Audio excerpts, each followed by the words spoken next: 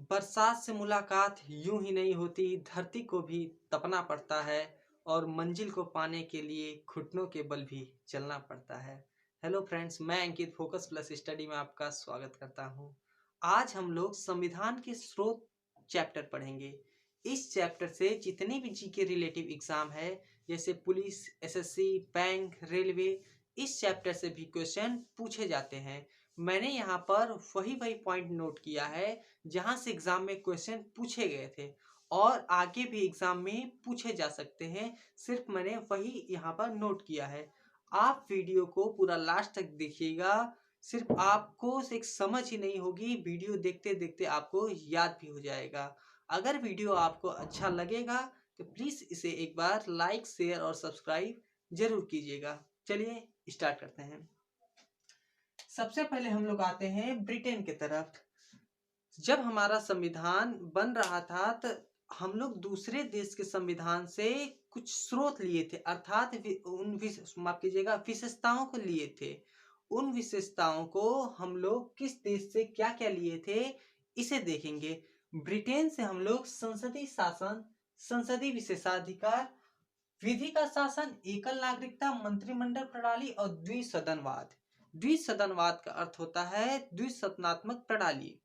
अर्थात आपको ब्रिटेन में क्या क्या याद करना है। एक, संसदीय शासन, दूसरा संसदीय विशेषाधिकार, विधि का शासन। विधि का अर्थ होता है कानून, जहां पर कानून का शासन हो उसे कहते हैं विधि का शासन। एकल नागरिकता। एकल नागरिकता क्या होता है? जैसे अमेरिका में दोहरी नागरिकता होता है, ब्रिटेन में एकल नागरिकता होता है, हमारे देश में भी एकल नागरिकता होता है। दोहरी नागरिकता का अर्थ होता है राज्य लेवल पर एक अलग नागरिकता, केंद्र स्तर पर एक अलग नागरिकता। तो दो नागरिकता हो गया। लेकिन हमारे भारत में एकल नागरिकता अर्थात एक ही नागरिकता है, वह आपको राज्य स्तर पर भी होगा, वही आपको केंद्र स्तर पर भी होगा। दोहरी नागरिकता, एकल नागरिकता आपको समझ में आ गया होगा। एक होता है मंत्रिमंडल प्रणाली, अर्थात मंत्रिमंडल व्यवस्था। जैसे प्रधानमंत्री के सहायता के लिए मंत्रिमंडल का गठन जो किया गया है, जैसे रेल मंत्री हो गए, विदेश मंत्री हो गए, गृह मंत्री हो गए, यही मंत्रिमंडल व्यवस्था या आप इसे कह सकते हैं मंत्रिमंडल प्रणाली। और उसके बाद आते हैं द्विसदनवाद। जैसे केंद्र में लोकसभा और राज्यसभा होते हैं, ठीक वैसे ही हर एक राज्य में विधानसभा, विधान परिषद होता है, उसे द्विसदनवाद कहते हैं। जिस राज्य में विधानसभा और विधान परिषद दोनों होते हैं उसे द्विसदनवाद कहते हैं। ये जरूरी नहीं है कि हर एक राज्य में हो, ये मुख्यमंत्री के ऊपर डिपेंड करता है कि हमारे राज्य में विधान परिषद रहेगा कि नहीं रहेगा। विधान परिषद का चैप्टर हम लोग, विधानसभा विधान परिषद अलग चैप्टर हम लोग आगे पढ़ेंगे। सिर्फ आप इतना समझ लीजिए कि विधान परिषद जिस राज्य में रहेगा वहां पर द्विसदनवाद है।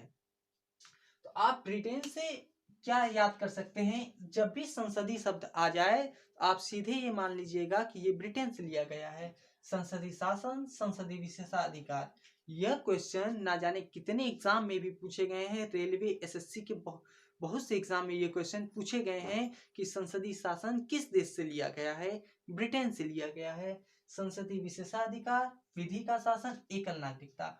आपको स्पेशली इसमें चार को एकदम ध्यान में रखना है। एक संसदीय शासन, एक संसदीय विशेषाधिकार, एक एकल नागरिकता और एक मंत्रिमंडल प्रणाली।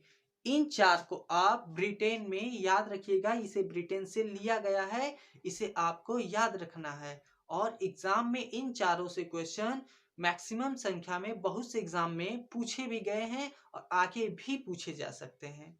उम्मीद करूंगा आपको ब्रिटेन समझ में आ गया होगा। आप एक एक देश को अलग अलग लेकर पढ़ेंगे तो आसानी से समझ जाएंगे। अब आते हैं हम लोग अमेरिका की तरफ। अमेरिका से क्या क्या लिया गया है? एक, मूल अधिकार, न्यायपालिका की स्वतंत्रता, न्यायिक पुनर्विलोकन, महाभियोग प्रस्तावना। मूल अधिकार, हर एक नागरिक को मूल अधिकार दिया गया है। आर्टिकल 12 से 35 में हमारे संविधान में मूल अधिकार का वर्णन किया गया है। मूल अधिकार को हम लोग अलग से वीडियो में आगे पढ़ेंगे, बस आप इतना याद रखिए, मूल अधिकार को अमेरिका से लिया गया है। न्यायपालिका की स्वतंत्रता, न्यायपालिका का स्वतंत्रता क्या होता है? जैसे हमारे देश में एक डिस्ट्रिक्ट कोर्ट होता है, हाई कोर्ट होता है, सुप्रीम कोर्ट होता है। इन कोर्ट पर जजों के ऊपर कोई भी जैसे आरोप नहीं लगा है, अर्थात ये कोर्ट इन्हें न्यायपालिका कहा जाता है। ये निष्पक्ष न्याय करते हैं। तो यही कहा गया है कि न्यायपालिका हमारे मतलब स्वतंत्र है। अमेरिका की आप न्यायपालिका देखेंगे, बहुत मजबूत न्यायपालिका है। इसलिए हम लोग न्यायपालिका अमेरिका से लिए हैं। आप कह सकते हैं कि न्यायपालिका की स्वतंत्रता किस देश से लिया गया है? तो अमेरिका से लिया गया है। अब आते हैं न्यायिक पुनर्विलोकन। न्यायिक पुनर्विलोकन क्या होता है? जैसे संसद कोई कानून बनाता है, तो कानून बनाने में ये उच्चतम न्यायालय या न्यायपालिका ये डिसीजन ले सकता है कि यह कानून क्या हमारे संविधान के लिए उचित है या नहीं है, क्या सही है या नहीं है। यह पावर न्यायपालिका को दिया गया है। तो न्यायिक पुनर्विलोकन अर्थात उसे विचार करने का जो पावर दिया गया है, ये न्यायपालिका को दिया गया है। न्यायिक पुनर्विलोकन इसे किस देश से लिया गया है? तो अमेरिका से लिया गया है। न्यायपालिका हो गया, न्यायिक पुनर्विलोकन हो गया। महाभियोग, महाभियोग क्या होता है? राष्ट्रपति महोदय हो गए, चाहे हाई कोर्ट के जज हो गए, चाहे सुप्रीम कोर्ट के जज हो गए, इन पर महाभियोग लगाया जाता है। यह महाभियोग क्यों लगाया जाता है? अगर ये संविधान के अनुचित कोई काम करते हैं या कोई दुर्व्यवहार करते हैं, तो इन पर महाभियोग या इन्हें हटाने के लिए जो प्रक्रिया है उसे महाभियोग कहा जाता है। इसे भी किस देश से लिया गया है? अमेरिका से लिया गया है। ये आप याद रखिए कि किस देश की न्यायपालिका सबसे मजबूत है? अमेरिका की। अमेरिका की न्यायपालिका चाहे न्यायिक चाहे महाभियोग। अब सुप्रीम कोर्ट के जज या हाई कोर्ट के जज अगर अपने न्याय में कुछ अपना अनुचित व्यवहार करते हैं या संविधान के प्रति कुछ अलग व्यवहार करते हैं, जैसे दुर्व्यवहार करते हैं, तो इनके खिलाफ महाभियोग लाया जाता है। इन तीनों को आप एक साथ याद कीजिएगा। ये किस देश से लिया गया है? अमेरिका से लिया गया है। प्रस्तावना, प्रस्तावना भी अमेरिका से लिया गया है। एक बात और याद रखिएगा, प्रस्तावना अमेरिका से लिया गया है, लेकिन प्रस्तावना की भाषा इसे ऑस्ट्रेलिया से लिया गया है। ये हम लोग जो कंफ्यूजन पॉइंट है इसे लास्ट में भी देखेंगे। आप ऐसे याद कीजिएगा, मूल अधिकार कहाँ से लिया गया? अमेरिका से। जितने भी न्यायपालिका संबंधित प्रावधान होते हैं वो भी अमेरिका से लिया गया है। महाभियोग अमेरिका से, प्रस्तावना अमेरिका से, लेकिन प्रस्तावना की भाषा ऑस्ट्रेलिया से लिया गया है। उम्मीद करूंगा आपको ब्रिटेन और अमेरिका को अच्छे से समझ में आ गया होगा। अब हम लोग आते हैं आयरलैंड की तरफ। राज्य के नीति निर्देशक तत्व या राज्य के नीति निर्देशक सिद्धांत। Very very important question. यह क्वेश्चन ना जाने कितनी एग्जाम में भी पूछे गए हैं कि राज्य के नीति निर्देशक तत्व या सिद्धांत किस देश से लिया गया है? आयरलैंड से लिया गया है।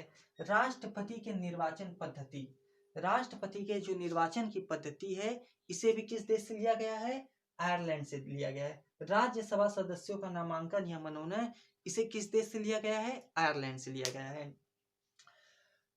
राष्ट्रपति के निर्वाचन की पद्धति क्या होता है? जैसे राष्ट्रपति के निर्वाचन में कौन कौन वोट दे सकते हैं, जैसे विधानसभा के सदस्य, लोकसभा के सदस्य, राज्यसभा के सदस्य, और इसमें मनोनीत सदस्य वोट नहीं देते हैं। आपको पता है जो केंद्र शासित प्रदेश से जहां पर विधानसभा का चुनाव होता है, कहां पर? दिल्ली और पुदुचेरी।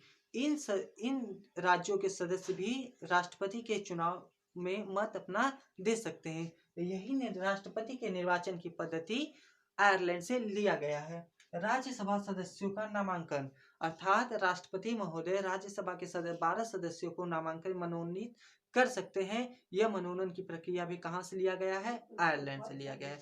लेकिन इसमें सबसे इंपॉर्टेंट पॉइंट क्या है आपका? राज्य के नीति निर्देशक सिद्धांत, यह किस देश से लिया गया है? आयरलैंड से लिया गया। इसमें सबसे इंपॉर्टेंट आपका राज्य के नीति निर्देशक सिद्धांत है।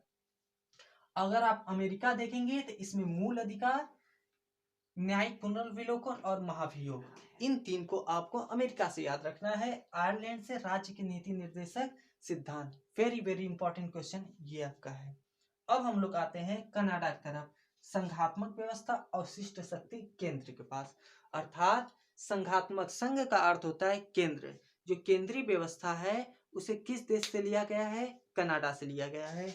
अवशिष्ट शक्ति केंद्र के पास, आपने पढ़ा होगा, मैंने अनुसूची आपको पढ़ाया था 7वीं अनुसूची में राज्य सूची, केंद्र सूची और समवर्ती सूची का वर्णन है। राज्य सूची जिस पर राज्य सरकार कानून बना सकता है, समवर्ती सूची ऐसा सब्जेक्ट, माफ कीजिएगा, केंद्र सूची ऐसा सब्जेक्ट जिससे केंद्र सरकार कानून बना सकता है, और समवर्ती सूची जिस पर केंद्र और राज्य सरकार दोनों लोग मिलकर कानून बनाते हैं। अगर केंद्र और राज्य में किसी भी प्रकार का मतभेद होता है तो मेन पावर किसे दिया गया है? केंद्र के पास।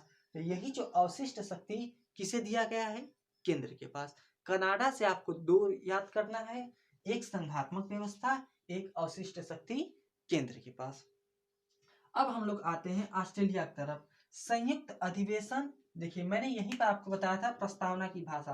प्रस्तावना की भाषा ऑस्ट्रेलिया से लिया गया है, लेकिन प्रस्तावना हमारा अमेरिका से लिया गया है। समवर्ती सूची। संयुक्त अधिवेशन क्या होता है? जैसे कोई बिल जैसे लोकसभा से पास हो गया लेकिन राज्यसभा में वह बिल पास नहीं हुआ, तो राष्ट्रपति महोदय क्या करते हैं? लोकसभा और राज्यसभा का एक अधिवेशन बुलाते हैं, अर्थात उन दोनों को संयुक्त मतलब मिलकर, दोनों लोगों को मिलकर बुलाते हैं अधिवेशन बैठने के लिए। यह संयुक्त अधिवेशन कौन बुलाते हैं? राष्ट्रपति महोदय। लेकिन इस अधिवेशन की अध्यक्षता कौन करता है? तो वह लोकसभा के अध्यक्ष इस अधिवेशन की अध्यक्षता करते हैं। आर्टिकल 108 अर्थात अनुच्छेद 108 में यह प्रावधान है कि संयुक्त अधिवेशन का प्रावधान कहाँ है? आर्टिकल 108 में है। इसकी बैठक कौन बुलाते हैं? तो राष्ट्रपति महोदय बुलाते हैं। इसकी अध्यक्षता कौन करते हैं? तो लोकसभा के अध्यक्ष इसकी अध्यक्षता करते हैं। प्रस्तावना की भाषा ऑस्ट्रेलिया से लिया गया है, लेकिन यही प्रस्तावना अमेरिका से लिया गया है। यह एक मिस्टेक पॉइंट है, आपको कंफ्यूजन पॉइंट है, जो आपको कंफ्यूज एग्जाम में कर सकता है। आगे हम लोग इस कंफ्यूजन को दूर करेंगे। समवर्ती सूची मैंने अभी आपको बताया था, जिस पर केंद्र और राज्य सरकार दोनों मिलकर कानून बनाते हैं, उन्हें समवर्ती सूची कहा जाता है। लेकिन अगर इन दोनों के बीच में विवाद होता है तो अवशिष्ट शक्ति किसे दिया गया है? केंद्र को दिया गया है। अवशिष्ट शक्ति केंद्र के पास है, ये कहां से लिया गया है? कनाडा से लिया गया है। लेकिन समवर्ती सूची ये कहां से लिया गया है? ऑस्ट्रेलिया से लिया गया है। जर्मनी से आपको सिर्फ एक याद करना, आपातकाल। आपात के समय मूल अधिकार का स्थगन, मूल अधिकार हमारा अमेरिका से लिया गया है। लेकिन जब भी आपातकाल देश में लगता है तो उस आपातकाल के समय जो हर एक नागरिक को मूल अधिकार दिया गया है उसे समाप्त कर दिया जाता है। यही मूल अधिकार का स्थगन का अर्थ होता है समाप्त। यही मूल अधिकार का जो आपातकाल के समय मूल अधिकार हर एक नागरिक का समाप्त कर दिया जाता है, ये कहाँ से लिया गया है? जर्मनी। उम्मीद करूंगा ये आपको समझ में आ गया होगा। आप अगर एक बार स्क्रीनशॉट लेना चाहते हैं ले लीजिए, इसके बाद हम लोग आगे के कुछ पॉइंट देखेंगे। अब हम लोग आगे आते हैं तो रूस से सिर्फ आपको एक याद करना है, मूल कर्तव्य। इसे 42वें संविधान संशोधन द्वारा 1976 में स्वर्ण सिंह समिति की सिफारिश पर इसे जोड़ा गया था। तो रूस से आपको सिर्फ एक याद करना है कि मूल कर्तव्य। यह मूल कर्तव्य ना जाने कितने एग्जाम में पूछे गए, एसएससी में भी पूछा गया है, रेलवे के एग्जाम में भी पूछा गया है। आप रूस से सिर्फ एक याद कीजिएगा, मूल कर्तव्य। यह कब जोड़ा गया था? 1976 में इसे जोड़ा गया था स्वर्ण सिंह समिति की सिफारिश पर। रूस से सिर्फ एक। उसके बाद हम लोग आते हैं दक्षिण अफ्रीका। राज्यसभा के सदस्यों का निर्वाचन। आप यहाँ पर मैंने आपको इसके पहले बताया था कि राज्यसभा के सदस्यों का नामांकन, अभी हम लोग कंफ्यूजन पॉइंट में देखेंगे। राज्यसभा के सदस्यों का नामांकन अर्थात मनोनयन यह आयरलैंड से लिया गया है, लेकिन राज्यसभा के सदस्यों का निर्वाचन इसे किस देश से लिया गया है? तो दक्षिण अफ्रीका से लिया गया है। संविधान संशोधन इसे भी किस देश से लिया गया है? दक्षिण अफ्रीका से। इसमें जो सबसे इंपॉर्टेंट पॉइंट बनेगा तो संविधान संशोधन, यही आपसे एग्जाम में क्वेश्चन अधिक से अधिक पूछे गए हैं और आगे भी पूछे जा सकते हैं। संविधान संशोधन किस देश से लिया गया है? दक्षिण अफ्रीका से। आप इसमें याद रखने का आपको सिर्फ एक ही जरूरत है, संविधान संशोधन। अब हम लोग आते हैं फ्रांस की तरफ। स्वतंत्रता, समता, बंधुता, आदर्श की भावना, यह किस देश से लिया गया है? तो फ्रांस से लिया गया है। भाईचारे की जो भावना होता है वह किस देश से लिया गया है? फ्रांस से लिया गया है। उसके बाद हम लोग आते हैं भारत शासन अधिनियम 1935। सबसे अधिक जो विशेषता ली गई है वह कहाँ से लिया गया है? तो भारत शासन अधिनियम 1935 से ली गई है। यह क्वेश्चन एग्जाम में पूछे गए थे। उसके अलावा इससे एक और क्वेश्चन बनता है, लोक सेवा आयोग ये कहाँ से लिया गया है? तो ये भी भारत शासन अधिनियम 1935 से लिया गया है। लेकिन जो सबसे अधिक विशेषता ली गई है वह कहाँ से लिया गया है? भारत शासन अधिनियम 1935 से इसे लिया गया है। अब हम लोग आते हैं कंफ्यूजन पॉइंट, जहां से जो हमें कंफ्यूज करता है। हालांकि एग्जाम में क्वेश्चन आ जाते हैं, हम लोग वीडियो देखे रहते हैं, याद किए रहते हैं, फिर भी हम लोग भूल जाते हैं। उसे हम लोग थोड़ा कंफ्यूजन दूर करने का प्रयास करते हैं। प्रस्तावना की भाषा और प्रस्तावना। प्रस्तावना हमारा अमेरिका से लिया गया है, लेकिन प्रस्तावना की भाषा ऑस्ट्रेलिया से लिया गया है। आप कैसे इसे याद रख सकते हैं? आप ऑस्ट्रेलिया और अमेरिका के इन दोनों को एक साथ पढ़िएगा। अगर एक दो बार इसे पढ़ेंगे तो आप जल्दी नहीं भूलेंगे। प्रस्तावना अमेरिका से, प्रस्तावना की भाषा ऑस्ट्रेलिया से। एक दो बार इसे पढ़ेंगे आपका कंफ्यूजन दूर हो जाएगा। मैंने इसे इसलिए अलग से लिखा है कंफ्यूजन पॉइंट, जहाँ से कंफ्यूजन आपको हो सकता है। राज्यसभा के सदस्यों का नामांकन, इसे आयरलैंड से लिया गया है, लेकिन यही राज्यसभा के सदस्यों का निर्वाचन, एक होता है नामांकन आयरलैंड से, एक होता है राज्यसभा का सदस्यों का निर्वाचन, इसे दक्षिण अफ्रीका से लिया गया है। नामांकन और निर्वाचन मैंने आपको इसके पहले अभी हाल ही में समझा दिया था, अभी जस्ट इसके पहले वाले स्लिप में। आप सिर्फ इतना याद रखिएगा, राज्यसभा के सदस्यों का निर्वाचन दक्षिण अफ्रीका से और राज्यसभा के सदस्यों का नामांकन आयरलैंड से लिया गया है। मेरे प्यारे दोस्तों, अगर आप इस वीडियो को देखे हैं, आप इस चैप्टर के ऑब्जेक्टिव बनाइएगा। मुझे उम्मीद है आप 90% क्वेश्चन आसानी से बना लेंगे। और हर एक प्रीवियस ईयर, अगर प्रीवियस ईयर जो इस चैप्टर के क्वेश्चन होंगे उसे भी आप लगाइएगा, आप मैक्सिमम क्वेश्चन आसानी से बना लेंगे। अगर आपको ये वीडियो अच्छा लगा होगा, एक बार प्लीज़ इसे लाइक, शेयर और सब्सक्राइब जरूर कीजिएगा। एक बात याद रखिएगा दोस्तों, आप कभी मेहनत से मत भागिए। जो कभी संघर्षों से परिचित नहीं हुआ, इतिहास गवाह है, वह कभी चर्चित नहीं हुआ। नौकरी आपको लेनी है तो मेहनत भी आप ही को करना पड़ेगा। चलिए, उम्मीद करूंगा ये आपको समझ में आ गया होगा। अगर स्क्रीनशॉट लेना चाहते हैं तो आप ले सकते हैं। अब हम लोग मिलेंगे नेक्स्ट वीडियो में, तब तक हमारे साथ जुड़े रहिएगा। धन्यवाद।